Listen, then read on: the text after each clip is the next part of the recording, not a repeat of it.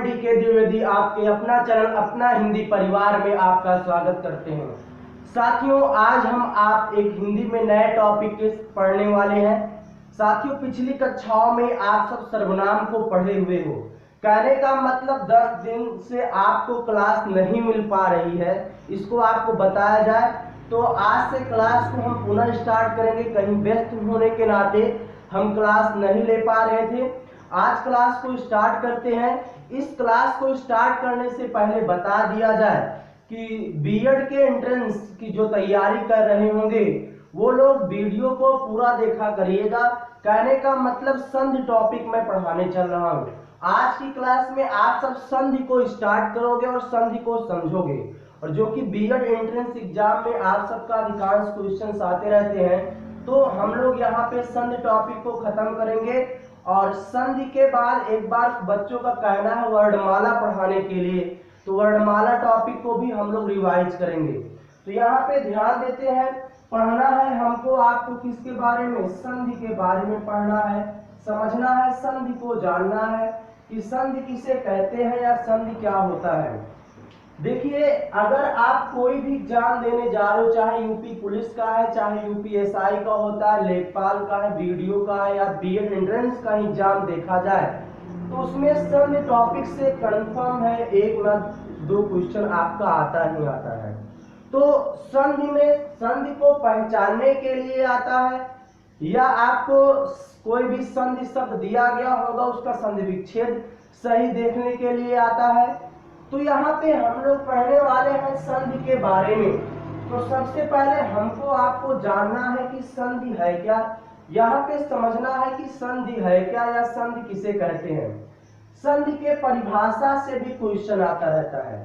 आप बताओगे साथियों कि जहां पर 2 वर्णों के मिलने से, क्या साथियों, जहां पर 2 वर्णों के मिलने से अगर कोई विकार उत्पन्न होता है तो वहां पे आपका क्या होता है, संधि कहा जाता है। उसे हम लोग क्या कहते हैं, संधि कहते हैं।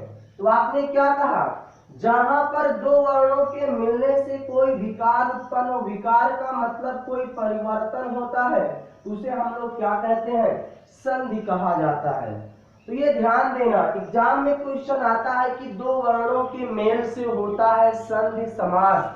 तो आप बताओगे जहां पर 2 वर्णों का मेल होता है साथियों, वह आपका संधि कहा जाता है। लेकिन अगर क्वेश्चन पूछे कि जहां पर 2 शब्दों का मेल होता है, तो आप बताओगे जहां पर 2 शब्दों के मेल से विकार उत्पन्न होगा उसे आप सब क्या कहोगे, समास। अगर शब्द आएगा तो वो समास होगा, अगर आपका वर्ण आएगा तो वो आपका क्या होगा, संधि होगा। समझ में आ गया होगा। चलिए, आपने कह दिया कि 2 वर्णों के मिलने से जो विकार हुआ, जो परिवर्तन हुआ, वह हमारा क्या कहा जाता है, संधि कहा जाता है। अब यहाँ पे क्वेश्चन आप सबके यहाँ और आता रहता है कि जो ये संधि है साथियों, इस संधि के कितने भाग होते हैं, यह संधि के कितने प्रकार होते हैं। तो साथियों बताना, अगर पूछे कि संधि के भाग अगर आपसे पूछा जाए, संधि के अगर भाग देखा जाए साथियों तो 3 होते हैं।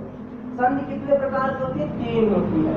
पहला, अगर आप लोगों ने नाम सुना होगा तो आपका स्वर संधि होता है। क्या होता है साथियों, स्वर संधि होता है। दूसरा, अगर हम आप बात कर लें तो हमारा व्यंजन संधि होता है। और तीसरा अगर आप पढ़ोगे तो आपका क्या होता है, विसर्ग संधि होता है। समझ में आया। तो ये आपने पढ़ा संधि के बारे में। संधि में आपको यही बताया गया कि जहां पर 2 वर्णों के मिलने से कोई विकार उत्पन्न होगा वह हमारा क्या कहा जाएगा, संधि कहा जाएगा। जहां पर 2 वर्ण मिलेंगे उसमें परिवर्तन हो जाए वह आपका संधि हो गया।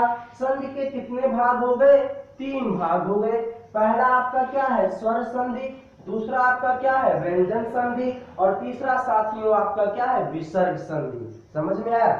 देखिए, अब एक एक संधि के बारे में हमको आपको बात करना है। तो यहाँ पे सबसे पहले हम आप पढ़ने वाले हैं क्या, स्वर संधि के बारे में।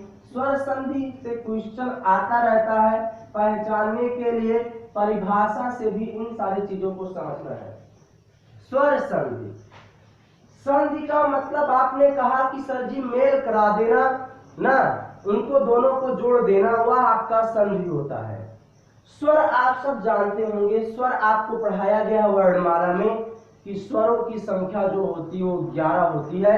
यहाँ पे समझना, अगर कोई आपसे कहे कि स्वर संधि किसे कहते हैं, तो आप यही बताओगे जहां पर दो स्वरों के मिलने से, स्वर स्वर आपस में मिलेंगे। क्या साथियों? दो स्वर आपस में मिलेंगे, दो स्वरों के मिलने से अगर कोई विकार होगा, कोई परिवर्तन होगा, तो वहां पे आपका क्या कहा जाता है? स्वर संधि कहा जाता है। समझ में आया?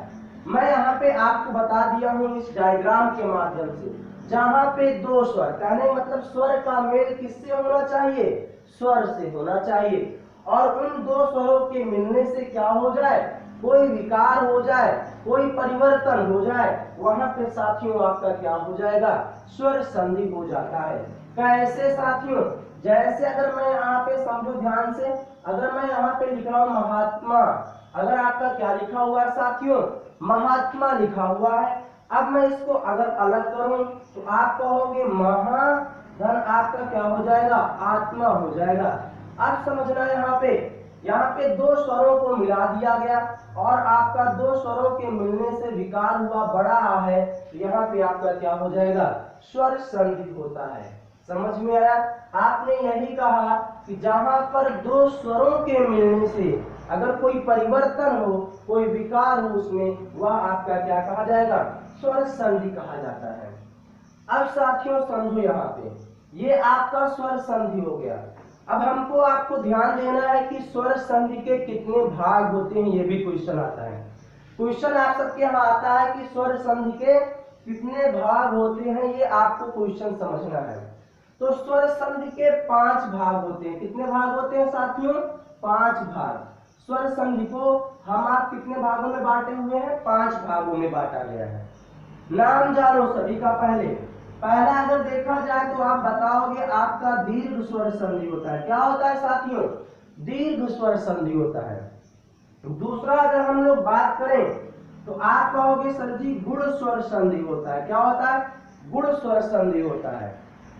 तीसरा अगर बात करोगे तो आपका वृद्धि स्वर संधि होता है, वृद्धि स्वर संधि होता है।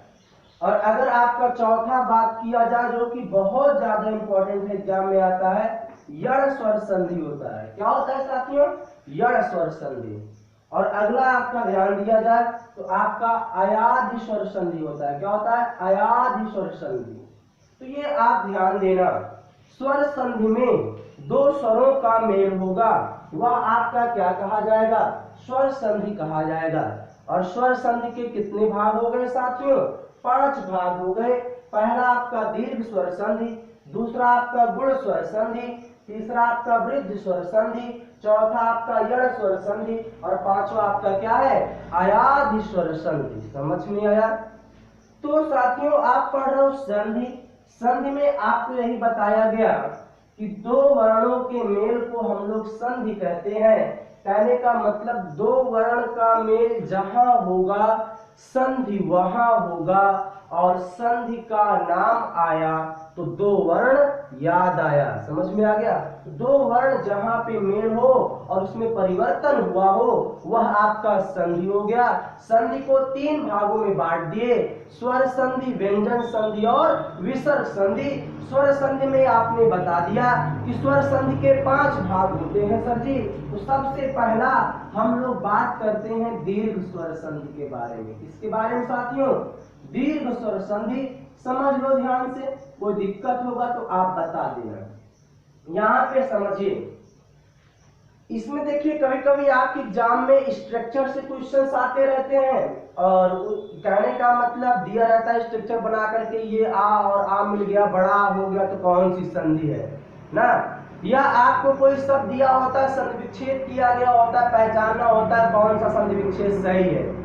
तो यहाँ पे साथियों समझना, दीर्घ स्वर संधि क्या कहता है, स्वर की ही बात करना है।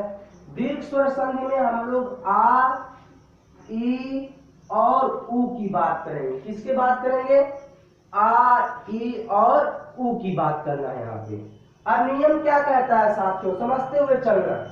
नियम आपके यही कहता है, यदि आ, ई, ऊ के बाद भिन्न स्वर ना आए।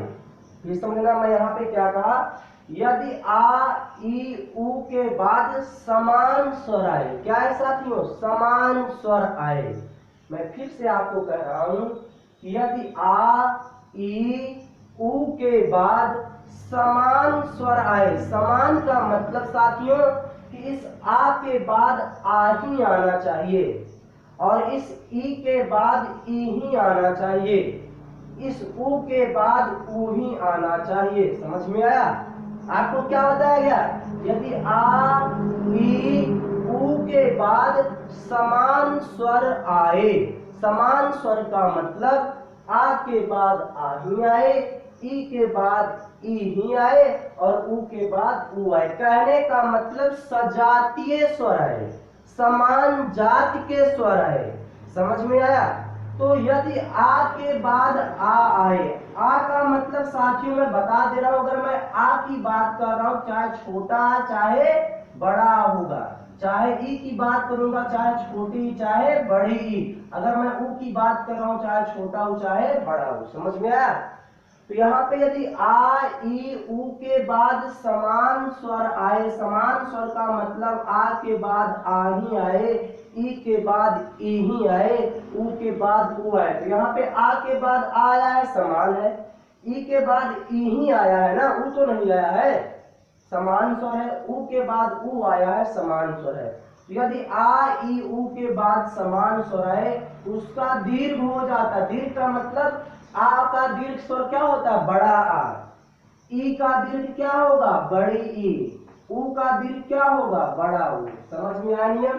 फिर समझना नियम को, यही बताया गया यदि आ ई ऊ के बाद समान स्वर आए, साथियों आ के बाद आ आना चाहिए, ई के बाद ई आना चाहिए, ऊ के बाद ऊ आना चाहिए, तो उसका दीर्घ हो जाएगा। दीर्घ का मतलब आ का समान स्वर आया है तो बड़ा आ, ई के साथ समान स्वर आया है तो बड़ी ई, ऊ के साथ समान स्वर आया है तो बड़ा ऊ हो जाएगा।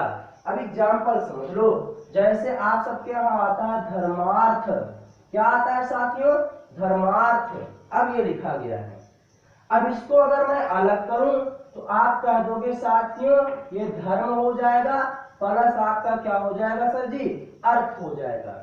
अब देखना यहाँ पे छोटा है, यहाँ पे छोटा है, आ के बाद आ ही तो आया है, समान स्वर आया है कि नहीं आया, आया है, तो आप कह दोगे यहाँ पे क्या हो गया, बड़ा आ हो गया। ये आपने समझ लिया।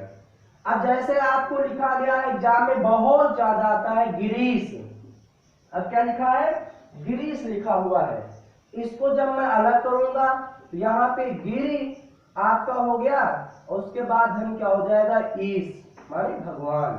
अब यहाँ पे समझना, यहाँ पे छोटी है यहाँ पे बड़ी, कहने का मतलब ई के बाद ई ही आया है, समान स्वर आया है तो उसका बड़ी हो गया है। अगला जैसे मैं यहाँ पे कह दूं आपसे भानुदय, क्या भैया, भानुदय। अब इसको जब आप अलग करोगे तो यहाँ पे भान धन आपका क्या हो जाएगा, उदय। अब यहाँ पे साथियों ऊ के बाद क्या आ गया है, ऊ आ गया है, समान स्वर आया है तो इसका क्या हो गया है, बड़ा ऊ हो गया है। तो आपने यही समझा, दीर्घ स्वर संधि पढ़ रहे हो, इसमें यही बताया गया यदि आ ई ऊ के बाद समान स्वर आएगा तो उसका क्या हो जाएगा साथियों, दीर्घ हो जाएगा।